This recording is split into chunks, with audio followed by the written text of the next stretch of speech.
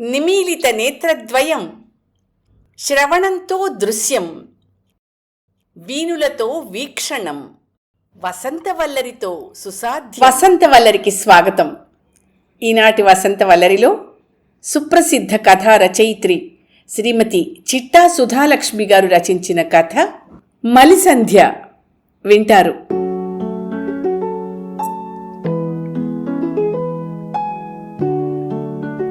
Gate తీసుకుని ఇంట్లోకి అడుగుపెట్టాడు మనోహరం. ఎండలు మండిపోతున్నాయి. ఈ వేసంకాలంలో ప్రయాణం అంటేనే భయంగా ఉంది. అందులోనూ బందరు వెళ్ళడం అంటే ఇంకా చెప్పనే అక్కర్లేదు. ఎండ నిప్పులు జరుగుతుంది అక్కడ. తన ప్రాణ స్నేహితుడు పోయాడంటే వెళ్ళక తప్పలేదు అతనికి. లోపలికి వచ్చిన మనోహరానికి మంచినీళ్ళు తీసుకొచ్చి ఇచ్చి ఫ్యాన్ ఆన్ చేసింది అతని భార్య శ్రీదేవి. ఎప్పుడు బయలుదేరారు? ఆయన పిల్లలు అమెరికా నుంచి వచ్చారా? పనులన్నీ అయినట్టేనా అడిగిందామె. అన్నీ అయినట్టే. వాడికి నిన్నటితో మనందరితోనూ రుణం తీరిపోయింది గద్గద స్వరంతో అన్నాడు మనోహరం. ఇద్దరి మధ్య కొంతసేపు నిశ్శబ్దం చోటు చేసుకుంది. మనోహరం మౌనంగా గతాన్ని నెమరు వేసుకుంటున్నాడు. మనోహరం, పాండురంగారావు ఇద్దరూ ప్రాణ స్నేహితులు. ఇద్దరూ డిగ్రీలో కలిసి చదువుకుని కలిసి బ్యాంకు పరీక్షలు రాసి ఉద్యోగాలు సంపాదించారు. ఒకే ఊళ్ళో కొన్నాళ్లున్నా తర్వాత వేరే వేరే ఊళ్లకు బదిలీ అయి వెళ్ళిపోయారు. కానీ వాళ్ళు ఎక్కడున్నా మధ్య మధ్యలో కలుస్తూ ఉండేవారు. ఇద్దరికీ పెళ్ళిళ్ళై పిల్లలు కూడా ఉన్నారు. పాండురంగారావుకి ఒక ఆడపిల్ల, ఒక మగపిల్లాడు అయితే మనోహరానికి ఇద్దరూ మగపిల్లలే. పిల్లలంతా చక్కగా చదువుకున్నారు. మొట్టమొదటగా పాండురంగారావు కూతురు శరణ్య అమెరికాకు చదువుకోవడానికి వెళ్ళింది. పీహెచ్డీ తర్వాత అక్కడే జాబ్లో చేరిపోయింది. ఆమె తమ్ముడు వరుణ్ కూడా తండ్రి ప్రోత్సాహంతో అమెరికాలో జాబ్ సంపాదించుకుని అక్కడే సెటిల్ అయ్యాడు. మనోహరానికి కూడా పిల్లల్ని అమెరికా పంపించమని పాండు పోరు పెట్టి మరీ చెప్పేవాడు. మనోహరం భార్య శ్రీదేవి కూడా ఆ విషయంలో పట్టుపట్టేసరికి తన పిల్లలు మాధవని, వినీత్ని తనకిష్టం లేకపోయినా అమెరికాకు పంపించాడు మనోహరం. కాలక్రమేణా వాళ్ళకి పెళ్ళిళ్ళై ఒకడు కాలిఫోర్నియాలోనూ మరొకడు సియాటిల్లోనూ సెటిల్ అయ్యారు. స్నేహితులిద్దరికీ వాళ్ళ ఉద్యోగాలతో వాళ్ళ దినచర్యలతో రోజులు నడుస్తూ అన్నీ బానే ఉన్నాయి. ఒకనాడు ఉన్నట్టుండి పాండురంగారావు భార్య వసంతకు పక్షవాతం వచ్చింది. పాండురంగారావు అప్పుడు బందర్లో ఉద్యోగం చేస్తున్నాడు. ఇంకా 2 ఏళ్ల సర్వీస్ తర్వాత రిటైర్ అవుతాడు. ఈలోగా ఈ అనుకోని విపత్తు భార్య రోగం రూపంలో సంభవించింది అతనికి. మనోహరం వసంతకు బాలేదని తెలిసి వచ్చి చూశాడు. ఒరేయ్, పిల్లల్ని పిలిపించకపోయావా? ఎంతని నువ్వు ఒక్కడివే ఇబ్బంది పడతావు? అమ్మాయిని కానీ కోడలు పిల్లని కానీ పిలిస్తే కొంత నీకు శ్రమ తగ్గుతుంది కదా అని చెప్పాడు. చెప్పానురా, వాళ్ళకి వాళ్ళ సంసారాలు ఇబ్బందులు ఉంటాయిగా. ఇప్పటికిప్పుడు రమ్మంటే ఎలా వస్తారు? చూద్దాం. నాకది బరువు కాదులే. పైగా ఇక్కడ మా బంధువర్గం కూడా నాకు సాయంగానే ఉన్నారు అని గుంభనంగా సమాధానం చెప్పి ఊరుకున్నాడు. ఆ తర్వాత కొన్ని నెలలు దాటాక మళ్ళీ స్నేహితుణ్ణి కలవడానికి వెళ్ళిన మనోహరం అతన్ని చూసి ఆశ్చర్యపోయాడు. వసంత మరీ క్షీణించిపోయి బల్లిలా మంచానికి అతుక్కుపోయింది.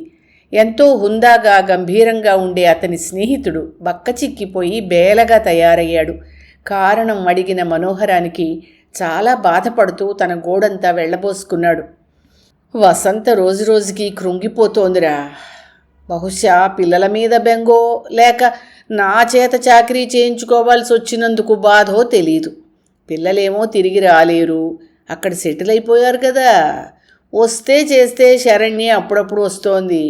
కోడలు కొడుకు అస్సలు తొంగి కూడా చూడ్డం లేదురా. ఎప్పుడూ పని పని పని అంటారు. తల్లి తండ్రిని కూడా చూసుకోవడానికి కుదరని ఉద్యోగాలు, అవేం ఉద్యోగాలురా అని బాధపడ్డాడు.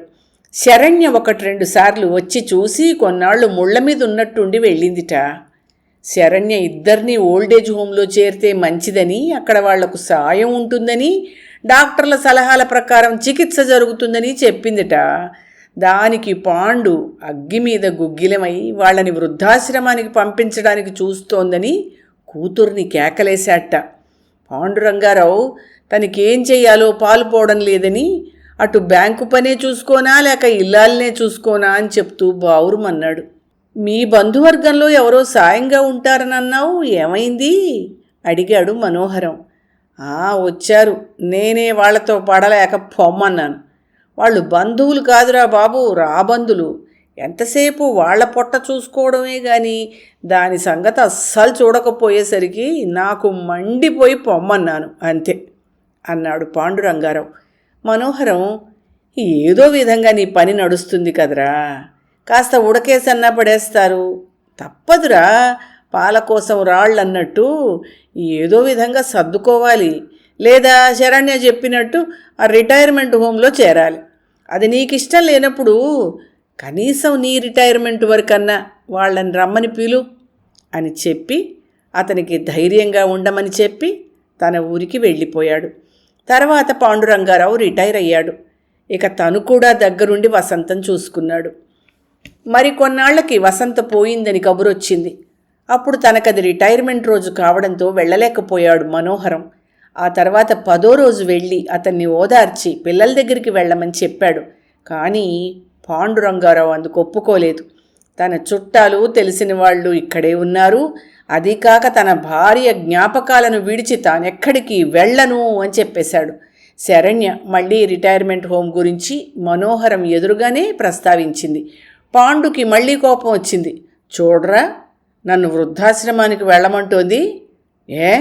నాకేం ఆస్తి లేదా, ఇల్లు లేదా, దిక్కుమొక్కు లేకుండా అక్కడ పడి ఉండాల్సిన కర్మ నాకేమిట్రా?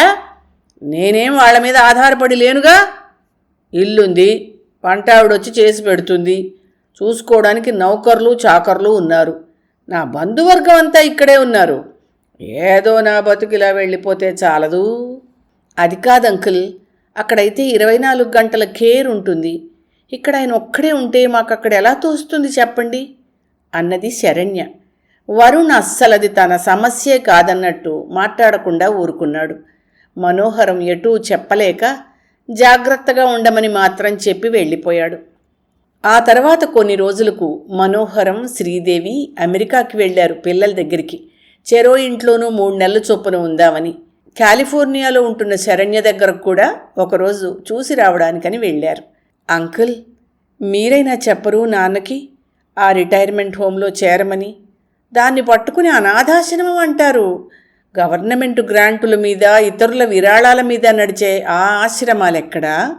మనం డబ్బులు పెట్టుకుని చేరి ఈ హోమ్స్ ఎక్కడా? ఇక్కడున్న ఫెసిలిటీస్ అక్కడుంటాయా? ఊరికే ఆశ్రమాలు అని చెప్పి అపప్రచారం చేసి చిన్నచూపుగా మాట్లాడతారు. అక్కడ వాళ్ళ సమవయస్కులు ఉంటారు, మనస్సు కూడా ప్రశాంతంగా ఉంటుంది ఆయనకి అంది శరణ్య. మనోహరం చెప్పి చూస్తానులేమ్మా అని భరోసా ఇచ్చి అక్కడి నుంచి బయలుదేరాడు. అమెరికా నుంచి వచ్చాక కొన్ని రోజులు అలసట తీర్చుకున్నారు. ఆ తర్వాత తన బావమరిది, తోడల్లుడు తమ కుటుంబాలతో సహా ఉత్తర భారత యాత్రకు వెడుతుంటే తాము వెళ్లారు మనోహరం దంపతులు. దాంతో స్నేహితుడి గురించి ఆలోచించే సమయమే దొరకలేదు. ఆ తర్వాత ఒకరోజు మనోహరానికి పాండురంగారావు దగ్గర నుంచి ఒక మిస్డ్ కాల్ వస్తే అప్పుడు అనుకున్నాడు స్నేహితుడిని చూసి చాలా రోజులైంది అని.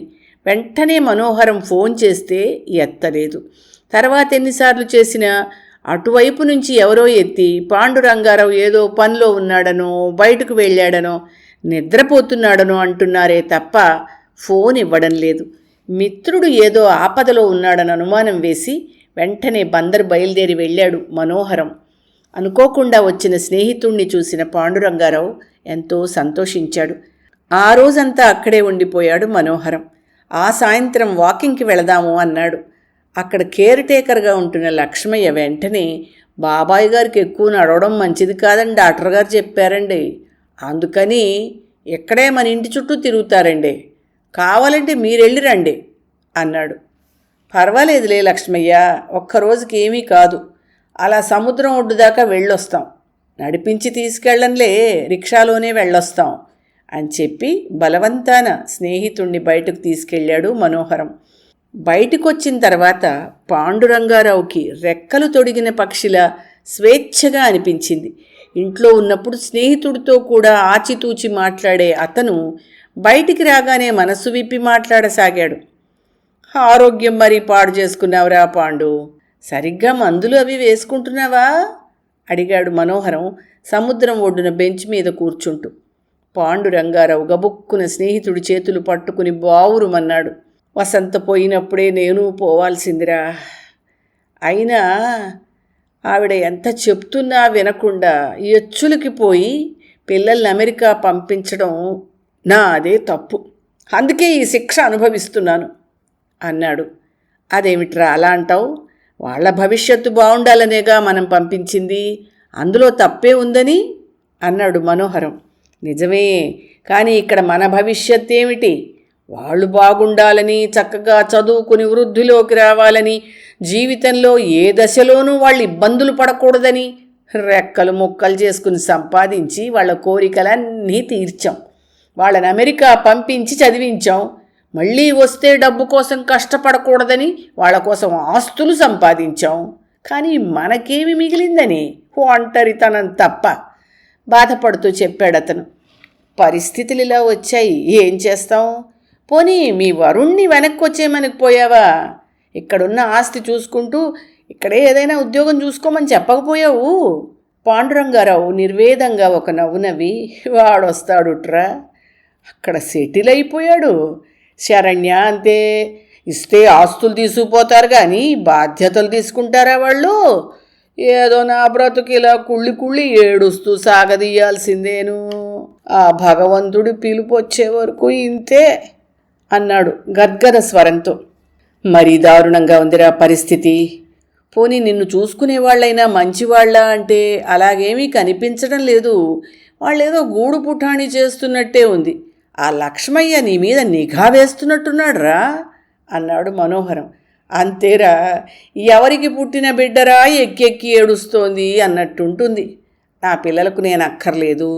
మొన్న 2 పిల్లలు వచ్చినప్పుడు ఆస్తులు పంచేసి కొంత నా పేరును ఉంచాను. దాని మీద, నేనుంటున్న ఇంటి మీద వాళ్ళకి కన్ను. మొన్న మధ్య 10,000 అప్పుగా అడిగితే ఇచ్చా ఆ లక్ష్మయ్యకి. మళ్ళీ అడిగితే పైగా వాడు అంటాడు, మీకెందుకయ్యా డబ్బులు అని నవ్వుతూనే అన్నాడనుకో. పైగా నా మీద నిఘా పెట్టి నేను తినే తిండి మీద కూడా ఆంక్షలు పెడుతున్నాడు రా. ఆ మాట అంటే మేమంతా మీకోసమే కష్టపడుతున్నాము, కంటికి రెప్పలా చూసుకుంటున్నాం, డాక్టర్ గారి సలహా ప్రకారం చేస్తున్నా కూడా సణుగుతున్నారేమీ అంటాడ్రా. నేనేం మాట్లాడినా దానికి పెడార్థం తీసి ఏదో విధంగా నేను బాధపడేటట్టు క్రియ చేసి చూపిస్తున్నాడు. అంత నా కర్మరా, ఏం చెప్పమంటావు? అందుకే వీలైనంత మటుక్కు నేను నోరు మూసుకునే ఉంటున్నాను అన్నాడు పాండురంగారావు బాధపడుతూ. మనోహరానికి మనసు చివుక్కుమంది. అక్కడ ఇంకొక రోజుండి స్నేహితుడికి తగిన జాగ్రత్తలు చెప్పి బయలుదేరాడు. అప్పటికి మళ్ళీ ఇప్పుడు ఈ వార్త విని వెళ్ళి రావాల్సి వచ్చింది. ఏమిటో దేవి, వాడి కర్మ కాకపోతే చెల్లా ఎలా వెళ్ళిపోవడం ఏమిటి? వీడి బ్రతుకు ఇలా ఈనగాచి నక్కల పాలవడం ఏమిటి?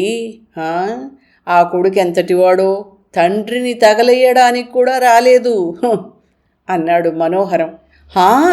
ఏమిటి? అవ్వా, అదేమిటండి? ఎందుకు రాలేదు వరుణు? మరి కర్మకాండలు ఎవరు చేశారు? అల్లుడా అంది శ్రీదేవి.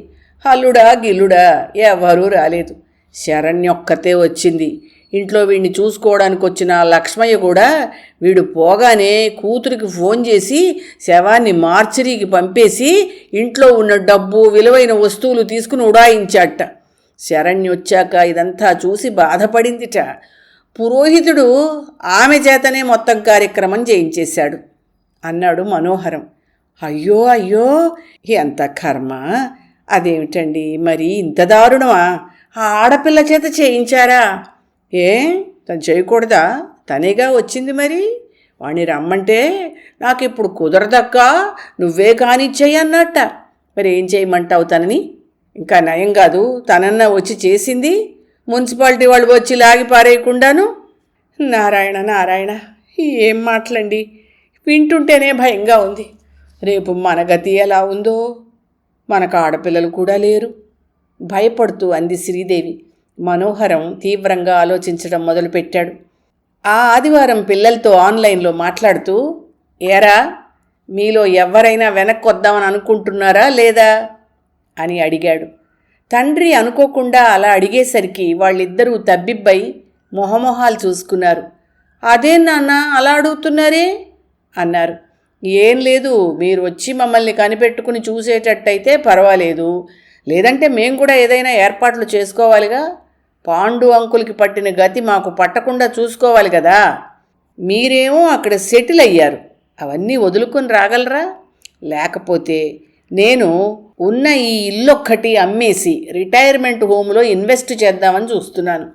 అక్కడైతే మా మంచి చెడు చూసుకోవడానికి ఎవరన్నా ఉంటారు. మీకు ఇవ్వడానికి పాండులాగా నాకేం ఆస్తులు లేవు నాయనా. ఉన్నదంతా మీకోసమే ఖర్చు పెట్టా. నాకు నా పెన్షన్ వస్తుంది.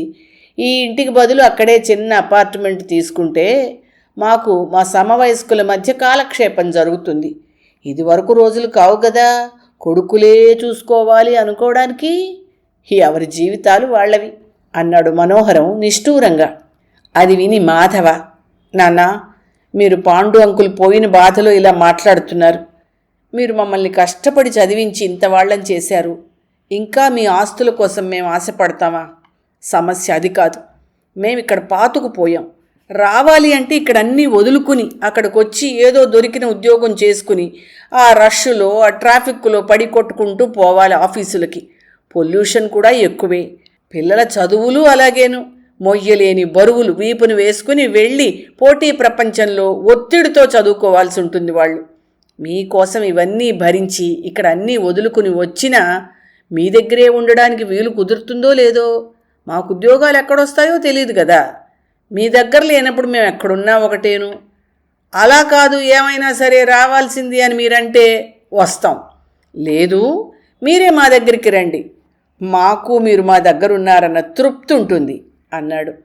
మనోహరానికి పరిస్థితి పూర్తిగా అర్థమైంది. వాళ్ళని ఇప్పటికిప్పుడు రమ్మనడం, అదీ కాక తమను కనిపెట్టుకుని చూసుకోవడానికి కోసం మాత్రమే వాళ్ల భవిష్యత్తును బలిపెట్టి రమ్మనడం సబబు కాదనిపించింది. లేదురా బాబు, మేమన్నేసి గంటలు ప్రయాణం చేసి అక్కడికి రాలేము. వచ్చిన 6 నెలల కంటే ఉండలేం కదా. ఆ మాత్రం దానికి అంతసేపు ప్రయాణం చేయడం, ఆ విపరీత వాతావరణంలో బ్రతకడం కష్టం.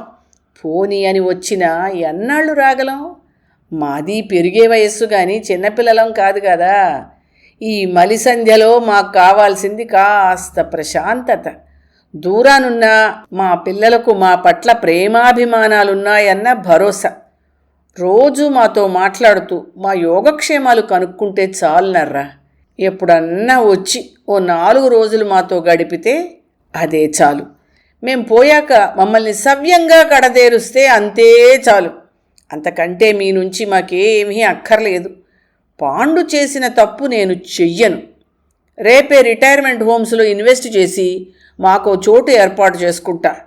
లోకం మిమ్మల్ని తల్లిదండ్రుల్ని వృద్ధాశ్రమంలో వదిలేశారు అని అంటారేమోనని భయపడకుండా అందుకు మీరు కూడా మనసారా సమ్మతిస్తే బాగుంటుంది. అక్కడ ప్రశాంతంగా మా వృద్ధాప్యం గడిపేస్తాం అన్నాడు మనోహరం. శ్రీదేవి కూడా దానికే ఓటు వేయడంతో పిల్లలకు ఒప్పుకోక తప్పలేదు.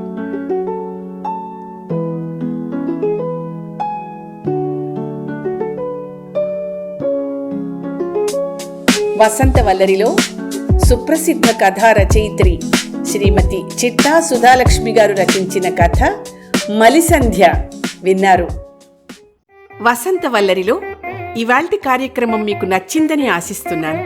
అందుకే లైక్ చేసి మీ మిత్రులకు బంధువులకు లింక్ను షేర్ చేసి మీ అమూల్యమైన అభిప్రాయాన్ని నాకు కామెంట్ బాక్స్లో తెలియచేయమని, వసంతవల్లరికి సబ్స్క్రైబ్ చేయమని విన్నవించుకుంటూ మీ వసంతలక్ష్మి అయ్యగారికి సెలవు మరి. Thank you. వసంతవల్లరి మిత్రులు, శ్రేయోభిలాషులు, వీక్షకులు, శ్రోతలు అందరికీ ఒక విజ్ఞప్తి. గతంలో లాగానే ఎప్పటికప్పుడు నా కథలను విని స్పందన తెలియచేయమని కోరుతూ, నేను చదివిన కథ మీకు బాగా నచ్చినట్టయితే తప్పకుండా హైప్ ఆప్షన్ నొక్కి నన్ను ప్రోత్సహిస్తారు కదూ.